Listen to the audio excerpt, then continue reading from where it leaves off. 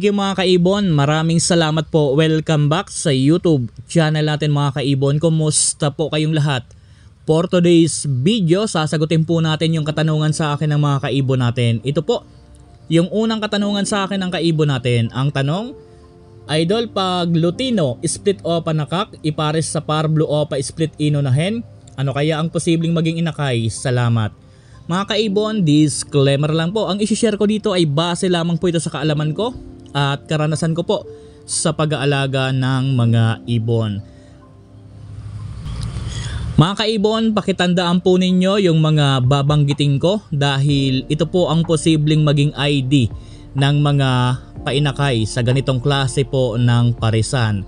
So ito po, ang parisan ni Sir Lutino split opa na kak, wala pong dugong par blue.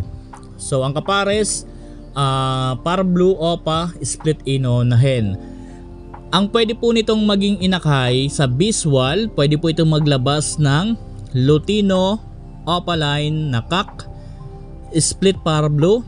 Pwede po itong maglabas ng Lutino opaline na hen, split din po sa par blue. At pwede po itong maglabas ng normal Lutino na hen, split din po sa par blue. At pwede po ito maglabas ng Lutino split opa, split par blue na kak. So yan po ang pwede niyang ilabas sa visual. Sa mga non-visual naman, halos lahat po ng magiging inakay po nito, halos lahat yan green mga kaibon.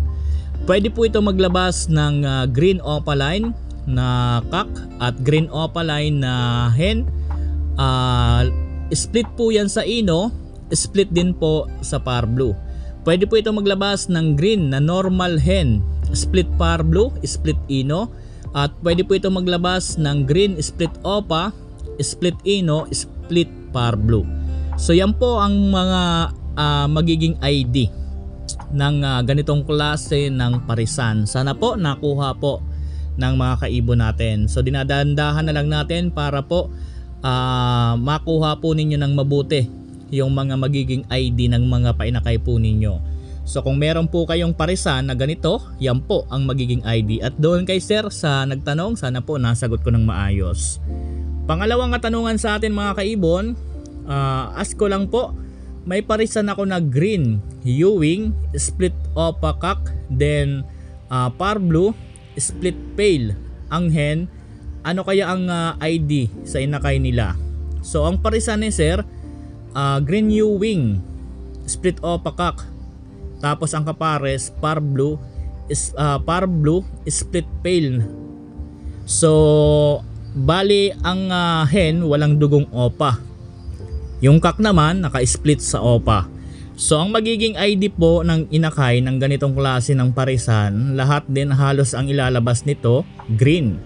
At maglalabas din po ito ng green na ng Ewing sa mga inakay nila. So halimbawa po, nagkaroon ng inakay, ito po ang posibleng ID ng mga painakay nila. Pwede po ito maglabas ng green opaline na hen, possible split pale. So yan po, pwede, ulitin ko, pwede po ito maglabas ng green opaline, possible split pale, split sa par blue. Pwede rin po ito maglabas ng normal hen, kagaya po for example ng green. Pwede ito maglabas ng green normal na hen, possible split pale, split par blue. Pwede rin po ito maglabas ng kak. Kapag nagkak ang magiging inakay nila, ang magiging ID po nun, halimbawa nagkak, for example green possible split opa, possible split pale, split par blue. So yan po, possible split opa, lalo na po kung wala pang nilalabas na visual na opaline na hen. So kung meron nang nilabas itong visual na opaline na hen, so yung kak nito, para sa akin, sa tingin ko, sa experience ko, kargado na rin po yan ng opa. So kinakailangan kung wala pang nilalabas na visual, maitis breed natin yung nagiging inakay na kak. So yan po ang magiging ID niyan. Ulitin ko yung magiging ID ng mga inakay ng ganitong klase ng parisan. pwede po maglabas ng Ewing to sa mga inakay. At ito po ang magiging ID. Pwede po ito maglabas ng opaline na hen, possible split pale, split par blue. Normal na hen, possible split pale, split par blue. Split opa kapag nagkak, possible split pale, split par blue. Possible split opa dahil po kinakailangan pa natin itis breed kung wala pang nilalabas na visual na opa hen. Pero kung meron, para sa akin, kargado na rin po yan ng opaline base po sa experience ko kapag ganito ang klase ng parisan. So yan po yung pangalawang katanungan sa atin ng kaibon natin. Sana po nasagot ko rin po ng maayos. Ito po yung pangatlo. Idol, ano ang magiging ID ng anak nila? Ang parisan po is green Ewing opa hen. Ang kapares cobalt blue opa split pale cock. So ito ang parisan ni Sir, green Ewing opa hen. Ang kapares cobalt blue opa split pale na cock. So meron ding Ewing, so maglalabas din niya ng Ewing sa mga anak po nila. So ito po ang magiging ID po niyan. Maglalabas po yan, pwede po yan maglabas ng green opa, possible din split pale. Pwede rin po yan maglabas ng cobalt na blue, opaline, possible split pale din. At pwede rin po yan maglabas ng blue opa, possible split pale din. So doon sa mga nilalabas na green, halimbawa naglabas siya ng mga green sa inakay, lahat na po yan naka-split na po yan sa blue, yung mga green po na inakay. At lahat po ng nagiging inakay po nito opaline, lahat din po yan naka possible, lahat na po yan possible split pale. So lahat po yan, ganun po ang magiging ID. For example, ito ulitin natin, pwede yan maglabas ng green, possible green opa, possible split pale, split na yon sa blue. Pwede yan maglabas ng cobalt blue, opaline, possible split pale. Pwede yan maglabas ng blue, opaline, possible split pale. So doon sa mga nabanggit kong inakay na yon, pwede yon doon magkaroon ng Ewing. Hindi natin alam kung anong kulay ang paglalagyan ng Ewing, pero maglalabas po yan ng Ewing sa mga inakay. So yan po yung katanungan sa atin na pangatlo. Pang-apat, Sir, meron akong parisan dito na albino cock. Ang kapares turquoise par blue opa hen. Ano ang magiging anak nila? Salamat sa tugon, Sir. Good day, Sir. So kay Sir, ang parisan niya albino cock, so walang dugong opaline. Ang kapares turquoise par blue opa hen, walang dugong ino. So ang magiging ID po ng mga anak po nito, ito. Pakitandaan po, hindi po ito maglalabas ng visual opaline sa mga magiging inakay. Hindi rin po ito maglalabas ng visual red eye sa mga magiging inakay. So ang magiging ID po ng mga inakay nito, for example, maglalabas siya ng blue. Blue, normal na hen lang po yan. Blue, normal hen, split ino, split par blue. Tapos kapag naglabas ng cock, automatic sure na yon na split opa, split ino, split par blue. So yan lang po ang magiging ID po ng painakay ng ganitong klase ng parisan. Pero kung meron dugong par blue, yung albino mo, pwede po yan maglabas ng par blue sa mga inakay nila. Pero hindi po yan maglalabas din ng opa. Kagaya din po yun ang binanggit ko. Kapag nag-hen, normal hen, split ino, split par blue. So kung halimbawa naman par blue ang nilabas, kung merong dugong par blue yung albino mo, pwede maglabas siya ng par blue. Kapag nag-hen, normal lang po siya, split lang sa ino. Kapag nag-cock naman siya, for example, par blue, split opa po yung kapag nag-cock, split ino. So yan lang po ang pwedeng ilabas ng ganitong klase ng parisan. So yan po ang katanungan sa atin ng pang-apat. Pang-lima, Idol, may nabili akong Pus RF green opa. Ang sabi banded pair, Sinalang ko kaya lang ang problema parang di pares ang dating hinahabol ng male or vice versa. Ano po ba ang dapat kong gawin? Salamat po. So kung naghahabulan niyan pareho, baka hindi nga po pares. Kasi kung halimbawa ang hinahabol lang ng hen yung cock, baka bata yung cock. Ganun po yan kasi. Halimbawa naman hinahabol ng cock yung hen, bata ang hen. So kapag ready to breed kasi ang cock, tapos gusto niyang padipahin ang hen, ayaw magpapatong ng hen kasi nga kung bata pa, hahabulin niya ng cock.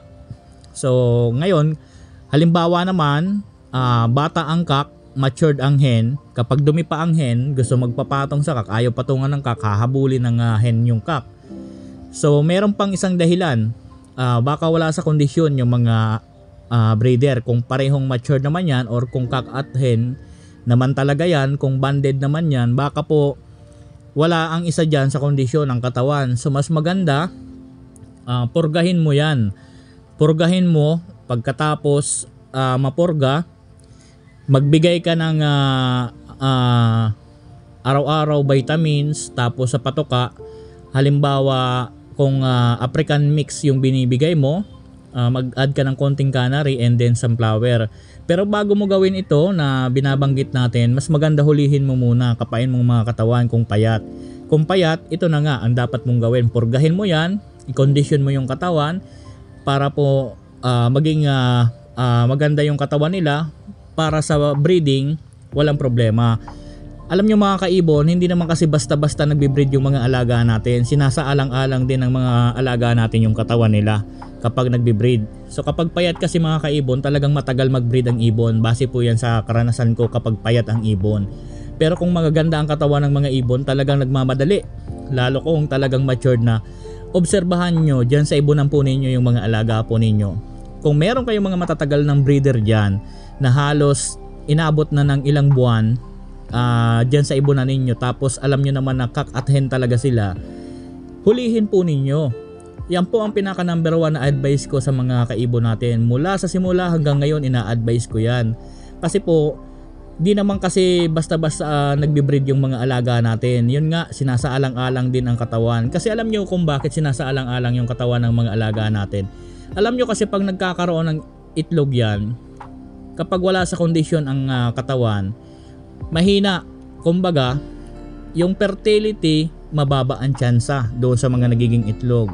Pagdating naman sa pagka-inakay na, ang mga inakay hindi healthy.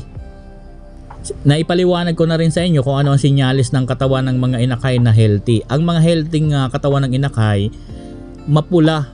And then, bukod sa mapula, makinang. Pero sa mga hindi healthy, ang inakay, hindi siya mapula, hindi rin makinang, parang dry. So ganun po ang mga senyales kung healthy yung mga inakay. Alam nyo mga kaibon, hindi naman talaga basta-basta nagbe-breed yan, kasi kung wala sa kondisyon ng katawan yan, paano ang maibibigay nilang nutrients doon sa mga nagiging inakay nila? Kailangan kasi ng mga inakay ng nutrients na nagmumula doon sa mga breeder natin para mabilis lang lumaki at maganda yung katawan. Mapapansin nyo naman yan kapag ang breeder po ninyo nasa kondisyon. Unang araw, pangalawang araw, pangatlong araw, pang-apat na araw, mula nung napisa yung inakay, kapag nagsubo ang breeder natin, makikita mo doon sa crop, malagatas yan. Ganun po, nutrients yun na ibinibigay ng breeder natin sa mga inakay. Pero kung wala sa kondisyon, walang nutrients yung breeder, yun na nga, halos hindi nga madurog-durog yung mga seeds na ibinibigay doon, isinusubo. Kaya yung inakay, palaki ng ilang araw ng lilipas, mapapansin mo dry yung katawan ng inakay. Kaya mga kaibon, kung meron kayong mga breeder dyan, talagang ang gawin po ninyo kung matagal na hindi nagbe-breed, hulihin po ninyo. Hulihin nyo, kapain ninyo, kung wala sa kondisyon, i-kondisyon po ninyo yung katawan. So ganun lang po yun mga kaibon. Dito kay sir, baka po yung breeder po ninyo bata pa, or kaya naman bata ang isa, matured ang isa, kaya naghahabulan, or baka po wala sa kondisyon. Kung nasa kondisyon naman ng katawan tapos ganyan ang ginagawa nila, ito pong mapapayo ko. baka hindi nga banded pair yan. Tanggalin mo po muna yung nest box, hayaan nyo lang muna sila mag-banded para po walang maging problema. So yun po, sa mga kaibon natin na nagtanong, sana po nasagot ko ng maayos. Hanggang dito muna tayo.